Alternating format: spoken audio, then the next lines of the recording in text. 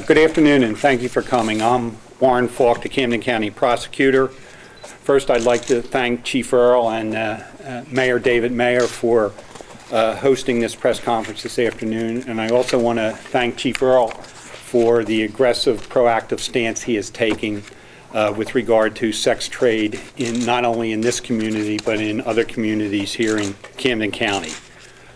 With me this afternoon are a number of law enforcement officers and agencies that were involved in the operation we're about to talk about.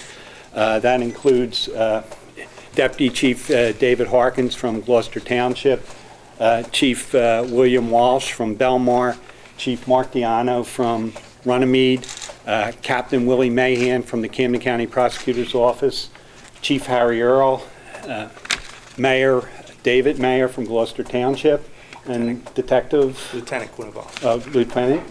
Gloucester Township. And Chief Chris Winters from Pine Hill and... Michelle Selfridge, our social worker. Okay. Clinical social worker. Last week, Camden County law enforcement officers were involved in an investigation and gathering information on a human trafficking case involving at least one woman who had been transported to New Jersey to work in the sex industry here in Camden County. She came from North Carolina, and she has now been returned to her home in North Carolina with no charges filed against her. The case remains open and the investigation is ongoing. We are following up leads which may indicate that there were others who were also lured into New Jersey for the purposes of engaging in prostitution in Camden County.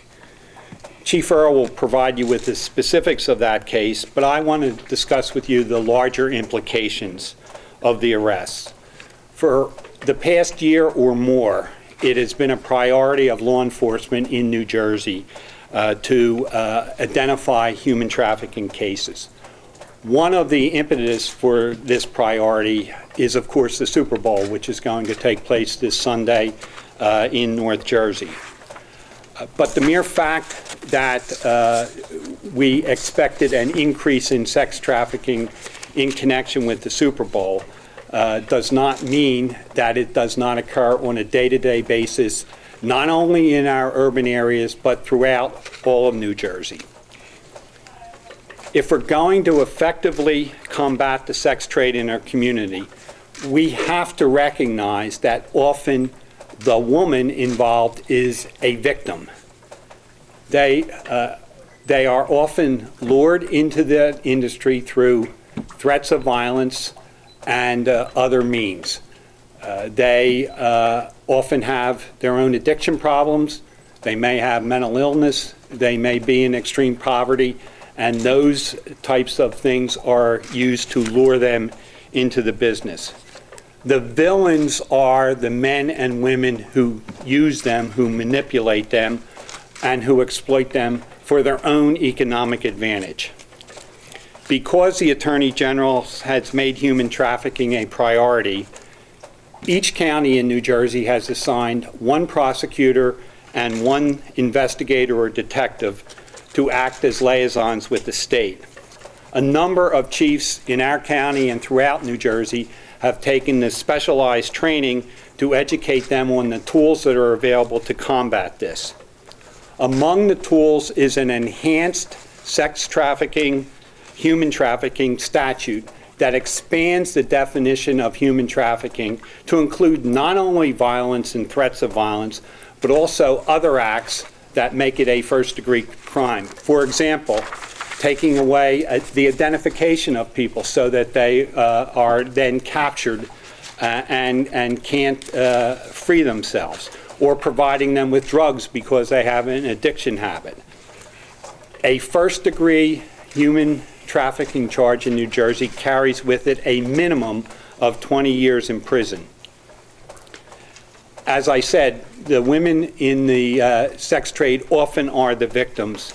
And in addition to the legal remedies that became available with the enhanced statute, the State Attorney General's office and other agencies in the state have provided a 24-hour hotline for law enforcement and for victims, and funds for housing the victims and providing them with counseling and getting them out of the trade. It's particularly important, and I want to emphasize that during the operation that Chief Earle is going to describe to you, he had available his counselor to deal with the victim of the crime, and our office also had our victim witness advocates available. New Jersey is a hub of sex trafficking. It is between two of the largest metropolitan areas in the country, and it also includes Atlantic City. So we see it in this county, and we see it passing through this county because often these women are transported on the major highways, the turnpikes, Route 42, the Atlantic City Expressway, and others. This happens on a day-to-day basis throughout New Jersey, and we are now sending a warning by this particular case to those who would do this in Camden County. We are alert to it, we are aggressive in attacking it, and we will arrest and we will prosecute to the full extent of the law. Chief Earle, will you describe the case that we're talking about? Yes, Mr. Prosecutor. Thank you.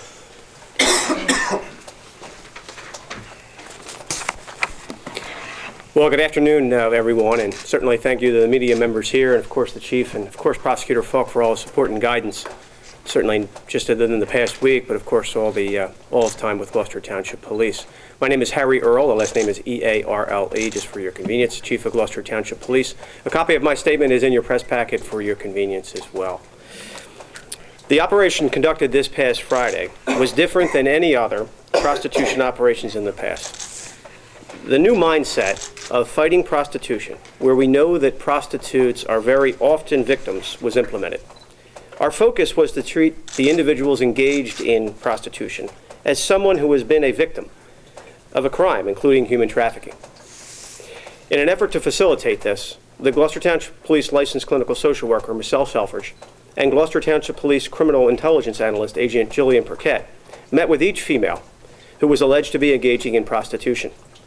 This approach has proven to be highly successful, as one of the females disclosed to social worker Selfridge and Agent Perquette that she had been coerced into leaving the state of North Carolina to engage in prostitution.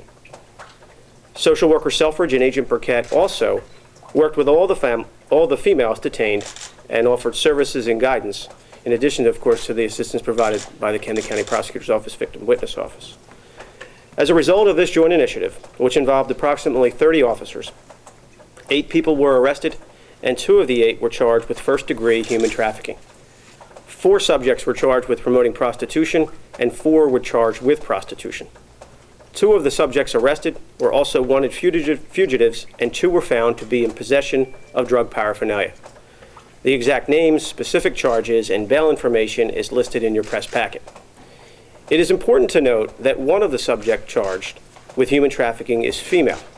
This is significant, as people of all ages must be aware that there are women who recruit and force other women, or even young men, to engage in sexual activity. In April of 2013, the Gloucester Township Police Department launched a program entitled MARS, Missing At-Risk Response Strategies. MARS is a comprehensive and community-based approach to locating missing persons, educating the community about missing persons, sexual exploitation, and implementing strategies to address this growing concern. During the development of Project Mars, it was quickly recognized that those that are a member of a vulnerable population are at higher risk of committing or becoming victims. This population is often solicited or even forced to participate in crime, including sexual exploitation and human trafficking.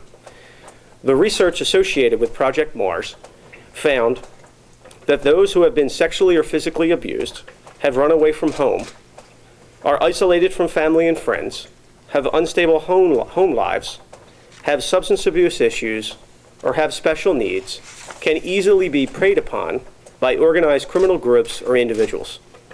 The criminals who exploit these vulnerable populations cause them to be sexually victimized or partake in prostitution activities through the use of force, fraud, or coercion. The use of such force, fraud, or coercion, causing a person to engage in prostitution or forced labor, is human trafficking. An important component of Project Mars is that as a police department and as a community, we recognized and acknowledged that often those who commit acts of prostitution are victims. Additionally, we understand that in an effort to effectively fight crime, we must begin to focus beyond the belief that arresting someone is the only way to fight crime. Community education, prevention efforts, compassion, redefining what a victim is, and community-based partnerships coupled together with arrests must be the way that we solve and prevent crime now and in the future. For nearly a year, members of the Gloucester Township Police Department have participated in conducting training sessions about human trafficking. We also engaged in a community education campaign about human trafficking and sexual exploitation in an effort to not only inform the community, but to solicit them as partners in fighting this crime. While we were taking the educational approach with the community, we were also preparing for a multi-agency undercover operation targeting not the prostitute, but those people who force vulnerable victims into committing sexual acts or who commit human trafficking. An integral part of our strategic policing strategy, targeted sexual exploitation, has involved a focus on victim services. Thanks to the support of our Mayor, David Mayer, the Gloucester Township Police Department employed Michelle Selfridge, a licensed clinical social worker, who enables us to truly offer services to those that have been victimized, while at the same time fighting crime by learning and working to change the underlying circumstances which may have led to the criminal activity.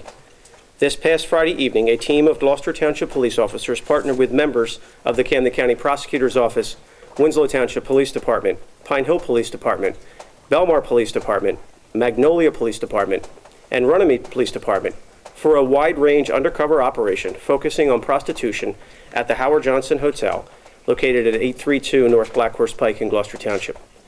It is important to understand that the management of the Howard Johnson Hotel cooperated in this investigation from the beginning. I wish to thank them for their assistance and support for our ongoing effort in fighting human trafficking.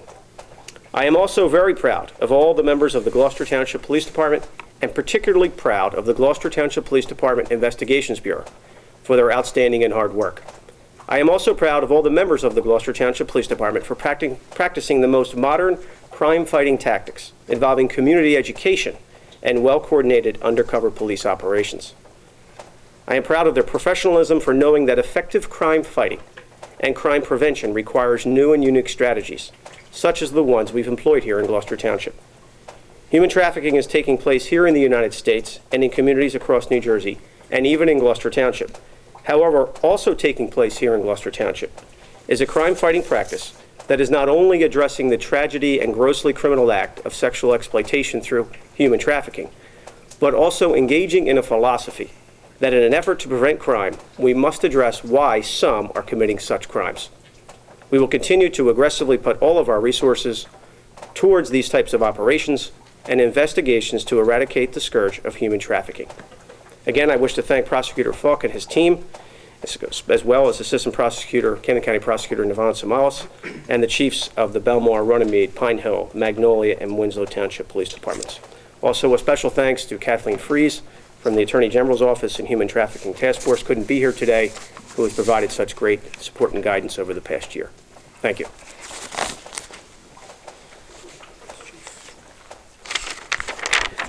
Thank you. Good afternoon.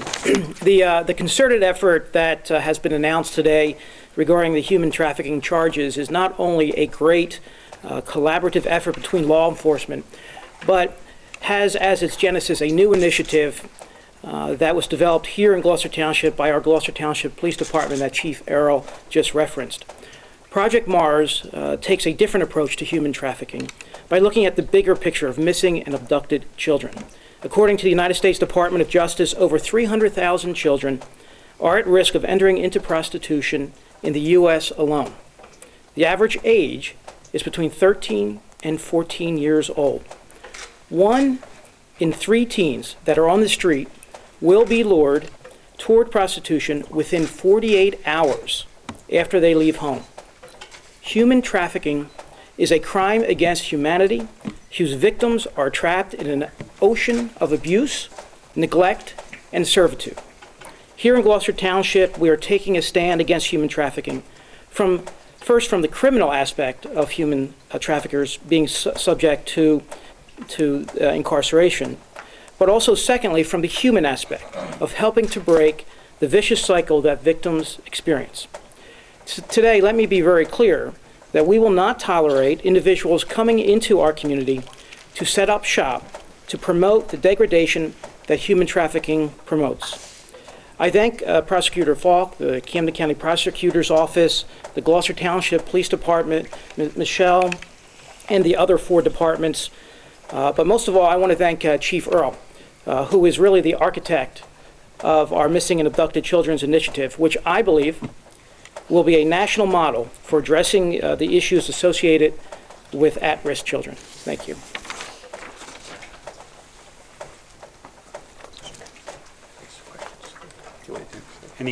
Any questions? Yes, sir. Can you describe the recruitment of this woman from Cherokee, North Carolina? I was in the place before the casino was built, and it consisted of a stoplight and a store. I assume that it's changed since the casino's there.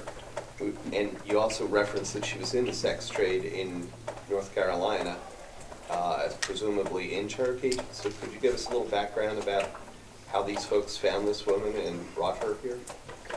That is part of the ongoing investigation, and as I said in my statement, there is some indication that there may be others, so we really don't want to get into the details of how the recruitment and the solicitation took place.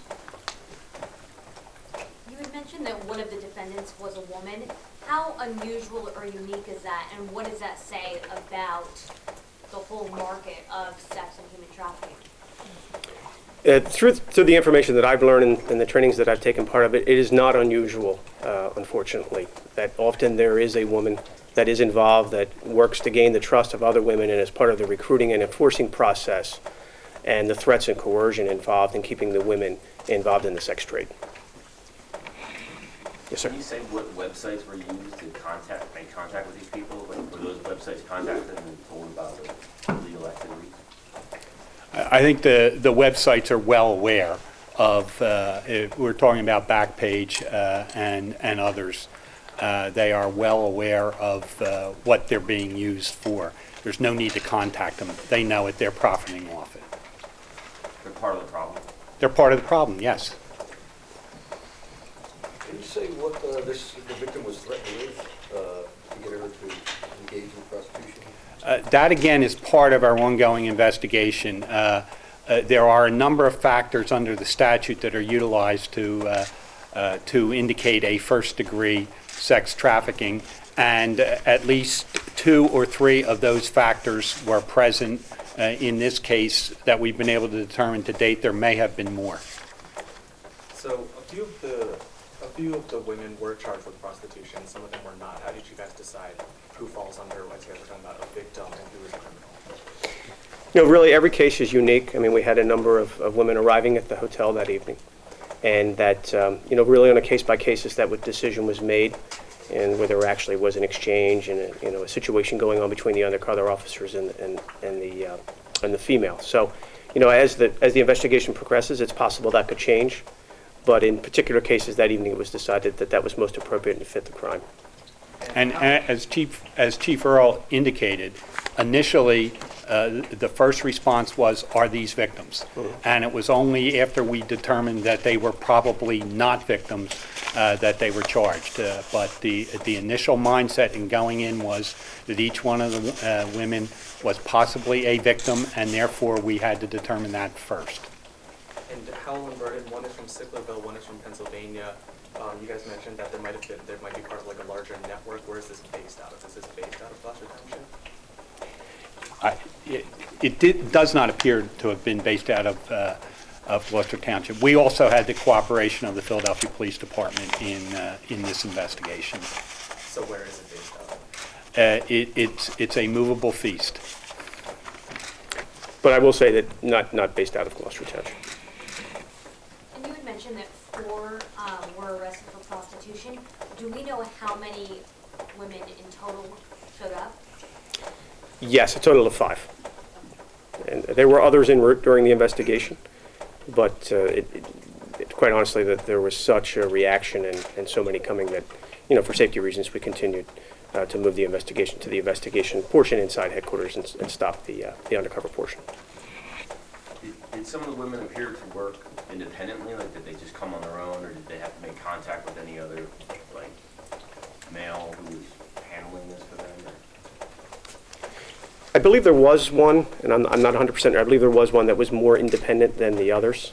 But, you know, as you can see by the promoting prostitution charges against the males, that although they may, at this point, we're still doing the investigation, weren't charged with human trafficking at this point, clearly the promoting prostitution charge kind of, you know, gives a reaction that this was an organized element of multiple groups, not necessarily connected in some cases, but. Any other questions? Thank you all for coming. Thank you. Everyone received the press package?